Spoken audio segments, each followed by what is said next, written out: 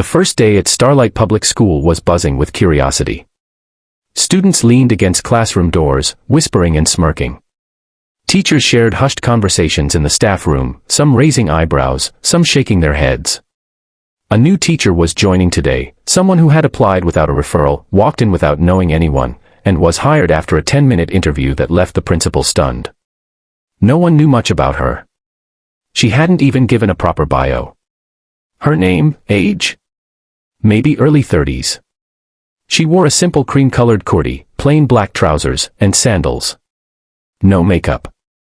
No jewelry. Just a calm expression and a file in her hand. "She doesn't look like she can handle Class 9B, whispered a senior teacher, peering over her glasses. "She doesn't look like she can handle a chalkboard," chuckled another. But no one said anything to her face.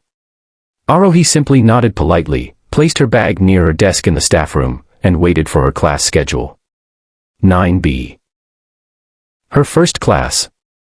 And also the school's nightmare. That batch was famous. The kids in that class were brilliant, but also ruthless. They had driven 3 teachers to resign. One teacher had a panic attack. Their pranks were calculated, cruel, and creative. The worst part? Their parents were influential, so complaints rarely mattered. At 10 a.m. sharp, Aarohi walked into 9B. The moment she stepped in, she felt it. The tension.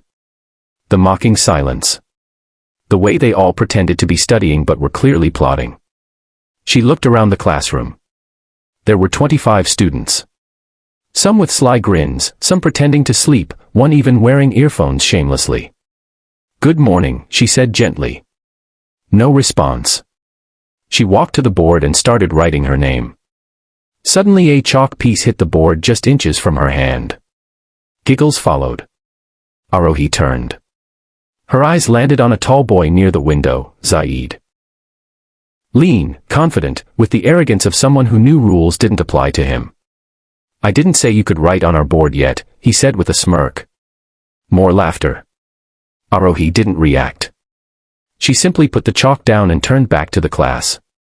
"Okay," she said, "let's introduce ourselves." "I'm Zaid," the boy said again, louder, "and I think we've already decided this class doesn't need a babysitter." Someone clapped from the back. Aarohi nodded. "Thank you, Zaid. I'll remember that." And then, she just started teaching. No shouting. No reacting.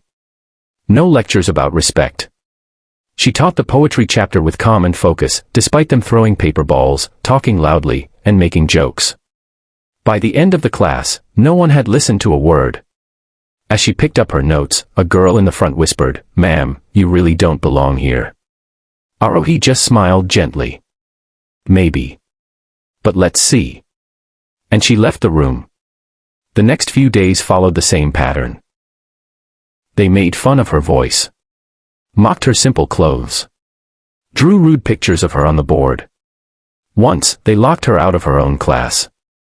Another time, they played loud rap music on Bluetooth speakers while she tried to teach. The entire school knew. But Aarohi never complained. The teachers grew angry on her behalf. "Why don't you take it to the principal?" asked one. "Why not punish them?" said another. But Aarohi would just shake her head. They don't need punishment. They need understanding. And boundaries. No one understood what she meant. Then came Friday. A special event was happening in the school, a self-defense seminar for girls. A martial arts team had been invited to perform. Posters were everywhere. All students were required to attend. As the seminar began, the auditorium was packed. Girls sat in the front, boys at the back, snickering. The martial arts coach came on stage with his team, 2 men, 1 woman. All in karate uniforms. They demonstrated basic moves, self-defense tricks, and even broke tiles with their hands. But halfway through, the coach said something that changed everything. "And now, we have a surprise guest. Someone very special. Someone who can teach you what real strength means. Please welcome." The auditorium fell silent. The students blinked. Their teacher? The woman in cotton kurtas.